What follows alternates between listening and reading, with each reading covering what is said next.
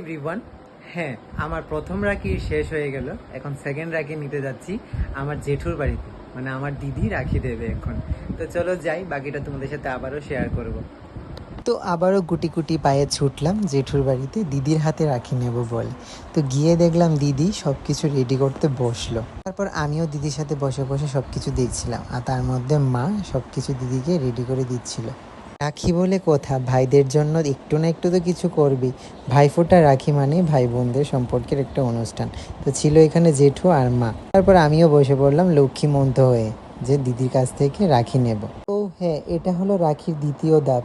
শেষ ধাপটাও তোমাদের সাথে শেয়ার করব, যেটা আমার দিদিভাই আমাকে দেবে। তো দিদি তো আমাকে রাখি দিতে ব্যস্ত, তা আমিও খুব হাসি খুশিভাবে দিদির কাছ থেকে রাখি নিচ্ছি। আচ্ছা, তোমরা কে কে জানো বলো তো? রবি ঠাকুরের একটা গান 22শে শ্রাবণ, রবি ঠাকুর রাখির জন্য এই গানটা লিখেছিল।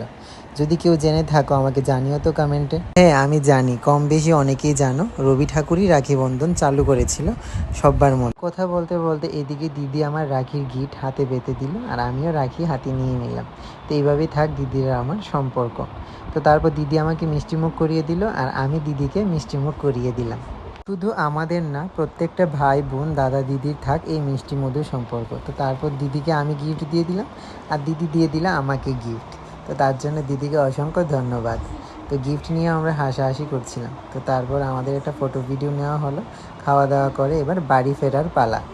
দিদির কাছ থেকে রাখি নিলাম, রাখি নিয়ে এখন বাড়ি যাচ্ছি হাতে গিফট নিয়ে।